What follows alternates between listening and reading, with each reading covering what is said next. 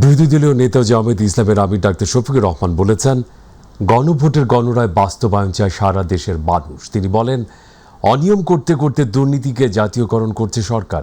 সিলেটের সরকারি আলিয়া মাদ্রাসা মাঠে গণভোটের রায় বাস্তবায়ন, সংবিধান সংস্কার এবং শেখ হাসিনা ও তার সহযোগীদের বিচারের দাবিতে 11 দলীয় জোটের বিভাগীয় সমাবেশে তিনি কথা বলেন। আমির আরও বলেন, গণভোটের গণরায় বাস্তবায়ন করেই আন্দোলন সফলতার দ্বার প্রান্তে পৌঁছাবে। দুর্নীতি বন্ধ না হওয়া পর্যন্ত আন্দোলন আরও তীব্রতর হবে। এই সময় 11 দলের নেতৃবৃন্দ বলেন, 70 ভাগ গণভোটের রায় নিয়ে ছিনিমিনি খেলতে চাইলে বিএনপির পরিণাম হবে পশ্চিম পাকিস্তান ও শেখ হাসিনার মতো। সব প্রতিষ্ঠান সরকার দলীয়করণ করছে উল্লেখ করে তারা বলেন, জুলাই সনদ বাস্তবায়ন না করলে সরকার 5 বছর মেয়াদ সম্পূর্ণ করতে পারবে না। জনগণ পরিবর্তনের জন্য, সংস্কারের জন্য গণভোটে হা বলেছে। 70 ভাগ মানুষ হা বলেছে। গণভোটকে আমরা অপমান করতে দেব না।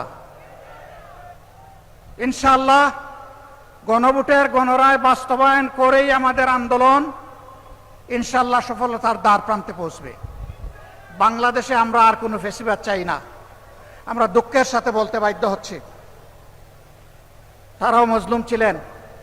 এখন যারা সরকার গঠন করেছেন, কিন্তু তারা ভুলে গেছেন সেই ফ্যাসিবাদী আওয়ামী লীগের পথ ধরেই তারা হাঁটা শুরু করেছেন।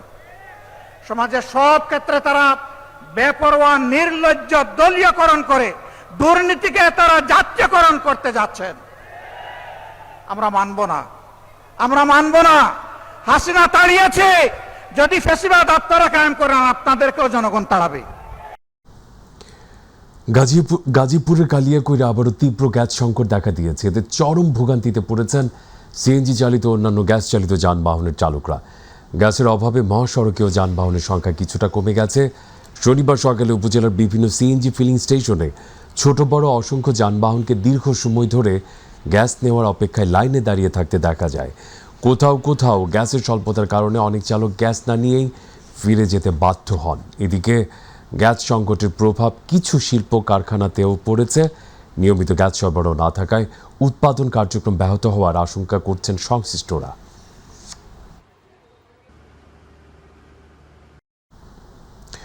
এদিকে যশোরের 8টি উপজেলায় আবারও জ্বালানি তেলের সংকট দেখা দিয়েছে।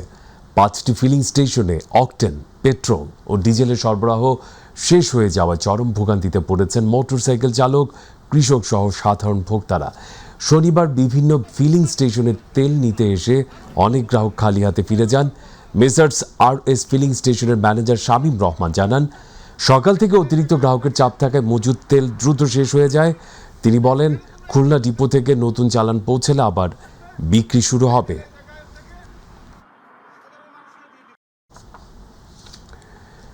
দিনাজপুরের বিরামপুর উপজেলায় জয়পুরহাট 20 বিজিবি ব্যাটালিয়নের আওতাধীন খিয়ার মামুদপুর সীমান্তে ভারতীয় 9 জন নারীকে বাংলাদেশে পুষিনের চেষ্টা ঠেকিয়েছে বিজিবি।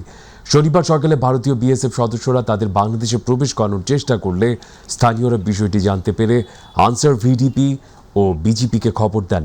পরে বিজিবি সদস্যরা ঘটনাস্থলে গিয়ে প্রতিরোধ গড়ে তুললে ওই নারীরা ভারতে ফিরে যেতে বাধ্য হন। তবে সীমান্তের ওপারে বিএসএফের বাধার কারণে তারা মানবেতর অবস্থায় পড়ে। এদিকে সীমান্তে পুশিন ঠেকাতে করা নজরদারি ও সতর্ক অবস্থানে রয়েছে বিজিবি। ঝিনাইদহের মহেশপুর সীমান্ত দিয়ে 6 জনকে পুশিন চেষ্টা রুখে দিয়েছে বর্ডার গার্ড বাংলাদেশ। শনিবার ভোরে উপজেলার সীমান্তে সামন্তা সীমান্তে এই পুশিন চেষ্টা চালায় ভারতীয় সীমান্তরক্ষী বাহিনী বিএসএফ। বিজিবি জানায়, ভোর রাতে 5টার দিকে সামন্তা এলাকা দিয়ে বিএসএফ 6 জনকে বাংলাদেশে পুশিন করার চেষ্টা চালায়। বিষয়টি বিজিবির নজরে এলে তারা বাধা দেয়। বর্তমানে ওই 6 জন সীমান্তের শূন্যরেখা থেকে 30 গজ ভারত অভ্যন্তরে অবস্থান করছে। বিষয়টি বিএসএফকে অবগত করা হয়েছে বলে জানিয়েছে বিজিবি। দেশের সমুদ্র বন্দর, উপকূলীয় নদী তীরবর্তী অঞ্চলে নিরাপত্তা নিশ্চিত করতে নিয়মিত টহল ও বিশেষ অভিযান পরিচালনা করছে বাংলাদেশ কোস্টগার্ড। চট্টগ্রাম বহির্নোঙরে অভিযান শেষে কোস্টগার্ড পূর্ব জোনের operation officer lieutenant Mohammad Jannatul I'm জানান, মাদক, অস্ত্র, চোরাচালান, মানব পাচার, ছিচকে চুরি ও জলদস্যুতা প্রতিরোধে প্রযুক্তি নির্ভর নজরদারি এবং বিভিন্ন সংস্থার সমন্বিত কার্যক্রমের ফলে অপরাধ উল্লেখযোগ্যভাবে কমেছে। তিনি জানান, সম্প্রতি 3টি জাহাজের লুটের ঘটনার মধ্যে 2টি ঘটনায় দ্রুত পদক্ষেপে কোনো মালামাল চুরি হয়নি। গত 6 মাসে চট্টগ্রাম বহির্নোঙরে 3,485টি টহল ও 112টি বিশেষ অভিযান পরিচালনা করে 34 জনকে আটক করা হয়েছে। চট্টগ্রাম বহির্নোঙরের নিরাপত্তায় বাংলাদেশ কোস্টগার্ড জিরো টলারেন্স নীতিতে কাজ করছে। গত 6 মাসে কোস্টগার্ড পূর্ব জোন বহির্নোঙর এলাকায় 3,485টি টহল এবং 112টি সফল অভিযান পরিচালনা করেছে। এসব অভিযানে বিভিন্ন অবৈধ মালামাল জব্দের পাশাপাশি 34 জন চোরাচালানকারী ও ছিচকে চোরকে আটক করা হয়েছে। কারবারি ও ছিচকে চোরে মৎস্য আহরণের আড়ালে এবং বিভিন্ন অজুহাতে বহির্নোঙরে অবস্থানরত বাণিজ্যিক জাহাজকে লক্ষ্য করে অপরাধ সংঘটিত করে থাকে। চট্টগ্রামের আনোয়ারা উপজেলায় ছেলের ছুরিকাঘাতে প্রাণ হারিয়েছেন মা ও বাবা। আজ দুপুরে উপজেলার হাইলধর ইউনিয়নের পূর্ব গোচরা এলাকার চৈতন্য মহাজন বাড়িতে মর্মান্তিক ঘটনাটি ঘটে। নিহতরা হলেন স্বপন দাশগুপ্ত ও তার স্ত্রী কল্পনা দাস। ঘটনার পর ঘাতক ছেলে রিমন দাশগুপ্তকে নিজ ঘর থেকে আটক করেছে পুলিশ। পরিবারের সদস্যদের দাবি, রিমন দীর্ঘদিন ধরে মাদকাসক্ত ছিলেন এবং কয়েকবার মাদক নিরাময় কেন্দ্রেও চিকিৎসা নিয়েছেন। প্রত্যক্ষদর্শীদের ভাষ্য, বাসায় ফেরার কিছুক্ষণ পর রিমন প্রথমে মায়ের উপর হামলা চালান। তাকে রক্ষা করতে গেলে বাবাকেও এলোপাতাড়ি ছুরিকাঘাত করেন। ঘটনাস্থলে কল্পনা দাসের মৃত্যু হয়। গুরুতর আহত অবস্থায় স্বপন দাসকে আনোয়ারা উপজেলা স্বাস্থ্য কমপ্লেক্সে নেওয়া হলে চট্টগ্রাম মেডিকেল কলেজ হাসপাতালে পাঠানোর সময় তার মৃত্যু হয়। ঘটনাস্থল এসে দেখি যে দুজনে একজনের উপর একজনে রক্তাক্ত অবস্থায় পড়ে আছে। বদির উপর থেকে দাদাকে সরাই দিয়েছি, দাদার একটু চান্স আছে। দাদাকে আমি হঠাৎ চেঞ্জে একটা ফোন করে এনে চিটাং মেডিকেলে আনোয়ারা হাসপাতালে পাঠাইছি। এখান থেকে চিটাং মেডিকেলে গেছে। যাওয়ার পর এখন শুনি যে দাদাও মারা গেছে। রমি দাশগুপ্ত, যিনি তার বাবাকে এবং মাকে ছুরি দিয়ে অতর্কিত আঘাত করেছেন, তাকে আমরা গ্রেপ্তার করতে সক্ষম হয়েছি। আর বিস্তারিত আমরা তদন্ত সাপেক্ষে পরবর্তীতে বলতে পারবো। এবং ঘটনার সময় সে যে কাছে দিয়ে তাদেরকে আঘাত করেছেন সেই অস্ত্রটিও আমরা জব্দ করেছি।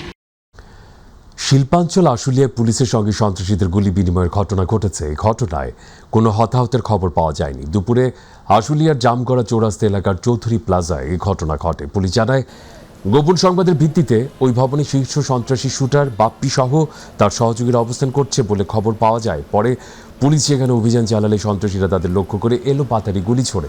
এই সময় পুলিশও পাল্টা গুলি চালায়। এক পর্যায়ে সন্ত্রাসীরা পালিয়ে যায়।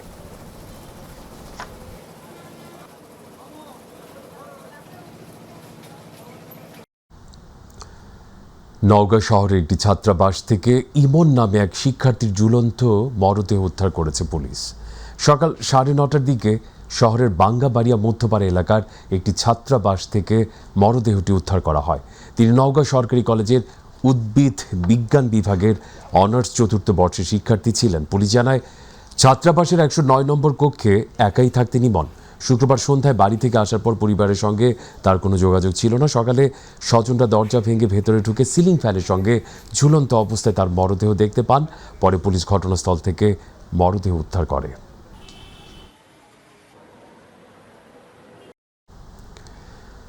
গাজীপুরের কালিয়াকৈরে সম্পর্কের প্রলোভন দেখিয়ে ব্ল্যাকমেইলিং ও অর্থ আদায়ের অভিযোগে একটি হানি ট্র্যাপ চক্রের 2 নারী, এক পুলিশ সদস্য সহ 4 জনকে আটক করেছে কালিয়াকৈর থানা পুলিশ। শুক্রবার উপজেলার বিশ্বাসপাড়া এলাকার একটি ভবনে অভিযান চালিয়ে তাদের আটক করা হয়।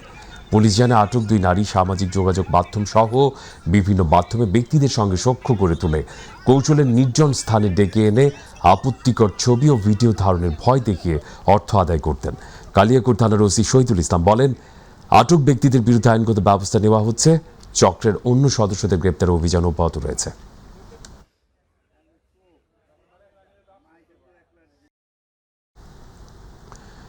কুয়াকাটায় সংবাদ প্রকাশের জেরে সাংবাদিক KM বাচ্চুকে হাতুড়ি দিয়ে পেটানোর অভিযোগ উঠেছে। কুয়াকাটার হোটেল সৈকতের সামনে হামলার ঘটনা ঘটে। গুরুতর আহত সাংবাদিক বাচ্চুকে আশঙ্কাজনক অবস্থায় বরিশাল শের-ই বাংলা মেডিকেল কলেজ হাসপাতালে ভর্তি করা হয়েছে। পরে পুলিশ ঘটনাস্থল পরিদর্শন করে তদন্তের মাধ্যমে আইনগত ব্যবস্থা নেওয়ার কথা জানিয়েছে।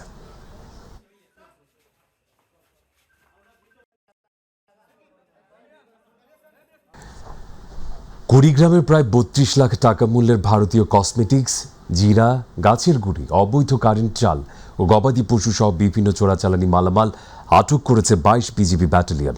সীমান্ত এলাকায় পৃথক অভিযান পরিচালনা করে এইসব মালামাল জব্দ করা হয়। বিজিবি জানায়, আটক করা পণ্যের আনুমানিক মূল্য 31,90,750 টাকা। কুড়িগ্রাম ব্যাটালিয়নের অধিনায়ক লেফটেন্যান্ট কর্নেল মোহাম্মদ মাহবুবুল হক জানান, সীমান্ত সুরক্ষা, চোরাচালান প্রতিরোধ, অবৈধ অনুপ্রবেশ দমনে বিজিবি জিরো টলারেন্স নীতি বাস্তবায়নে কাজ করছে।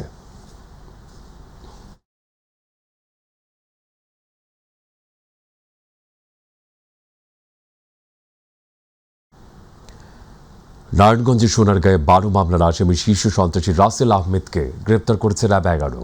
র্যাবের দাবি, আগ্নেয়াস্ত্র, গুলি ও দেশীয় অস্ত্র উদ্ধারের ঘটনায় তাকে গ্রেপ্তার করা হয়েছে। গোয়েন্দা তথ্যের ভিত্তিতে শুক্রবার রাত 12:10 ঢাকার শেরেবাংলা নগর থানার পান্থপথ এলাকা থেকে যৌথ অভিযানে তাকে আটক করা হয়। পরে তার দেওয়া তথ্যের ভিত্তিতে সোনারগাঁয়ের কুরবানপুর এলাকায় একটি গোডাউন থেকে একটি দেশীয় শটগান, 4 রাউন্ড গুলি এবং 14টি টেটা উদ্ধার করা হয়। র্যাব জানায়, রাসেলের বিরুদ্ধে হত্যা, অস্ত্র, চাঁদাবাজি সহ বিভিন্ন অভিযোগে অন্তত 12টি মামলা রয়েছে।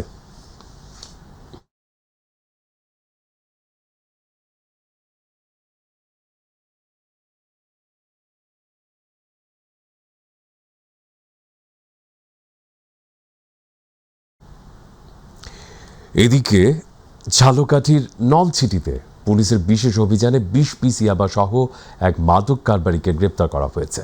শুক্রবার রাত 11:30টার দিকে নলছিটি থানার মগর ইউনিয়নের কালীজিরা বাসস্ট্যান্ড চেকপোস্ট এলাকায় ঝালকাঠি বরিশাল আঞ্চলিক মহাসড়কে নিয়মিত তল্লাশির সময় তাকে আটক করা হয়। গ্রেপ্তার ব্যক্তি মোহাম্মদ হাসিফ হাওলাদার, বরিশাল মহানগরের কোতোয়ালি থানার জাগুয়া গ্রামের বাসিন্দা। পুলিশ জানায়, সন্দেহজনক গতিবিধির কারণে তাকে তল্লাশি করে 20 পিস ইয়াবা উদ্ধার করা হয়। নলছিটি থানার ভারপ্রাপ্ত কর্মকর্তা তহিদুজ্জামান জানান, গ্রেপ্তার আসামির বিরুদ্ধে মাদকদ্রব্য নিয়ন্ত্রণ আইনে মামলা করা হয়েছে। মুন্সিগঞ্জের শ্রীনগর উপজেলা জেলা গোয়েন্দা পুলিশের মাদক বিরোধী বিশেষ অভিযানে 110 বোতল উইন কোরেক্স ও 32 রাউন্ড গুলি সহ মোহাম্মদ তুষার শেখ নামে এক যুবককে গ্রেপ্তার করা হয়েছে। ভোর 4টার দিকে উপজেলার দেলভোগ দয় হাটা এলাকায় গোপন সংবাদের ভিত্তিতে অভিযান চালিয়ে তাকে আটক করা হয়। পুলিশ সুপার মোহাম্মদ মিনহাজুল আলম জানান, অভিযানে তুষারের দখল থেকে 110 বোতল উইন কোরেক্স ও 32 রাউন্ড পিতলের তৈরি কার্তুজ উদ্ধার করা হয়েছে।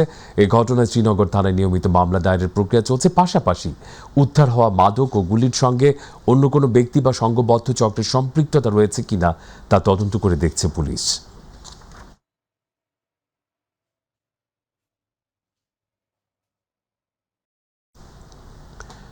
বরগুনায় জেলা গোয়েন্দা পুলিশের অভিযানে 3,500 পিস ইয়াবা সহ এক মাদক কারবারিকে গ্রেপ্তার করা হয়েছে। শনিবার প্রেস ব্রিফিংয়ে পুলিশ সুপার মোহাম্মদ কুদরতি খোদা মাদকের বিরুদ্ধে জিরো টলারেন্স নীতির কথা পুনর্ব্যক্ত করেন। শুক্রবার নতুন বাসস্ট্যান্ড এলাকায় গোপন সংবাদের ভিত্তিতে অভিযান চালিয়ে সাখাওয়াত হোসেনকে আটক করা হয়। পরে তার ব্যাগ থেকে 3,500 পিস ইয়াবা উদ্ধার করা হয়। পুলিশ জানায়, তিনি চট্টগ্রাম, টেকনাফ থেকে ইয়াবা এনে বরগুনা সহ বিভিন্ন এলাকায় সরবরাহ করতেন। এই ঘটনায় মাদক আইনে মামলা প্রক্রিয়াধীন রয়েছে।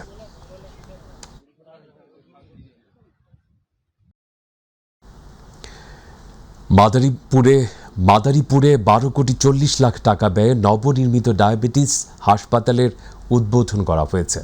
সকালে শহরের চৌরাস্তা এলাকায় 6 তলা বিশিষ্ট ভবনটির উদ্বোধন করেন স্থানীয় সংসদ সদস্য জাহানদার আলী মিয়া। দীর্ঘদিন ভাড়া করা ভবনে ডায়াবেটিস রোগীদের সেবা দিয়ে আসছিল কর্তৃপক্ষ। আধুনিক চিকিৎসা সেবা নিশ্চিত করতে সমাজ কল্যাণ মন্ত্রণালয়ের উদ্যোগে নতুন ভবন নির্মাণ করা হয়। পরে গণপূর্ত অধিদপ্তর ঠিকাদারি প্রতিষ্ঠানের মাধ্যমে কাজ বাস্তবায়ন করে। উদ্বোধনী অনুষ্ঠানে বক্তারা বলেন, ডায়াবেটিস নিয়ন্ত্রণে রাখা জরুরি।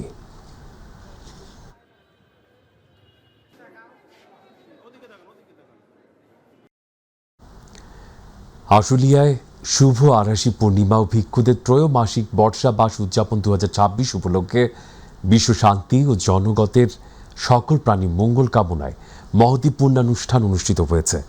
আশুলিয়ার পলাশবাড়ি এলাকায় বন বিহারে মহতী পূর্ণানুষ্ঠান অনুষ্ঠিত হয়।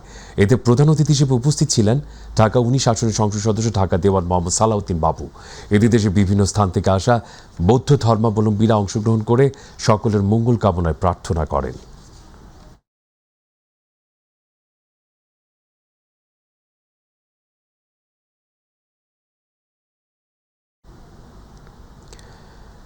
পাঁচ বছরে 25 কোটি বৃক্ষরোপণ কর্মসূচির অংশ হিসেবে মাগুরায় 10,000 গাছের চারা রোপণ কর্মসূচির উদ্বোধন করা হয়েছে।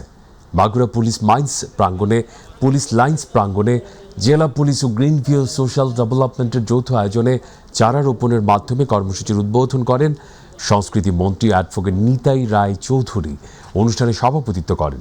মাগুরা পুলিশ সুপার মোল্লা আজাদ হোসেন এ সময় বিশেষ অতিথি হিসেবে উপস্থিত ছিলেন খুলনা রেঞ্জের ডিআইজি মুস্তাফিজুর রহমান, জেলা প্রশাসক মোতাকাব্বির আহমেদ, জেলা পরিষদের প্রশাসক আলী আহমেদ সহ অন্যান্য অতিথিবৃন্দ। এদিকে সরকারের 25 কোটি বৃক্ষরোপণ কর্মসূচির অংশ হিসেবে নারায়ণগঞ্জের রূপগঞ্জে বৃক্ষরোপণ কর্মসূচি পালন করেছে রূপগঞ্জ টেলিভিশন মিডিয়া ক্লাব। শনিবার সকালে রূপগঞ্জ থানা প্রাঙ্গণে ফলজ ঔষধি গাছের চারা রোপণের মাধ্যমে এ কর্মসূচির উদ্বোধন করা হয়। অনুষ্ঠানে প্রধান অতিথি ছিলেন রূপগঞ্জ ইউনিয়ন পরিষদের নবনিযুক্ত প্রশাসক নূরনবী ভূঁইয়া। বিশেষ অতিথি ছিলেন রূপগঞ্জ থানার ভারপ্রাপ্ত কর্মকর্তা AHM সালাউদ্দিন। এই সময় ক্লাবের আহ্বায়ক মকবুল হোসেন, সদস্য সচিব মোহাম্মদ পারভেজ সহ অন্যান্যরা উপস্থিত ছিলেন। উদ্বোধন করেছেন।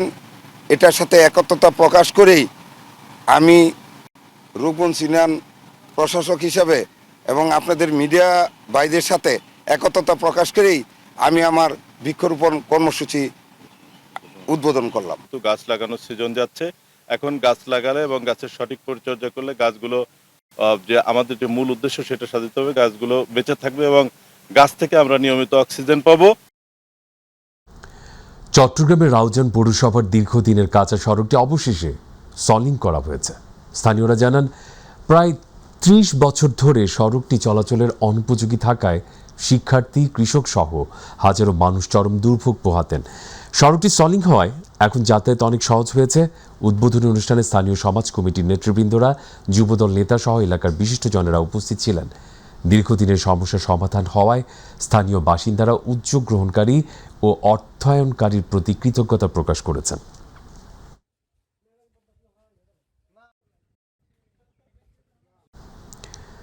ঢাকার ধামরাইয়ে বর্ণাঢ্য আয়োজনে উদযাপিত হল হিন্দু সম্প্রদায়ের অন্যতম প্রধান ধর্মীয় উৎসব উল্টো রথযাত্রা। এই উৎসবকে কেন্দ্র করে ধামরাই রথ এলাকা এখন ভক্ত দর্শনার্থীদের পদচারণায় মুখরিত। মাসব্যাপী কুটির শিল্প রথমেলা প্রাঙ্গণেও বইছে উৎসবের আমেজ। রথ টানের সময় পুণ্য লাভের আশায় শত শত ভক্তরা কলা ও চিনি ছিটিয়ে দেন ঠাকুরকে। এশিয়া মহাদেশের ঐতিহ্যবাহী 400 বছরের পুরনো ধামরাইয়ের শ্রী শ্রী যশোমাধবের উল্টো রথযাত্রা উপলক্ষে বিকেলে প্রধান অতিথির বক্তব্য রাখেন প্রধানমন্ত্রী বিশেষ সহকারী শ্রী বিজন কান্তি সরকার। বিশেষ অতিথির বক্তব্য রাখেন ঢাকা 20 ধামরাই আসনের সংসদ সদস্য মোহাম্মদ তমিজ উদ্দিন, ঢাকা জেলা পরিষদের প্রশাসক মোহাম্মদ ইয়াসিন ফেরদৌস মুরাদ ও উপজেলা নির্বাহী অফিসার মোহাম্মদ আল বাবুল।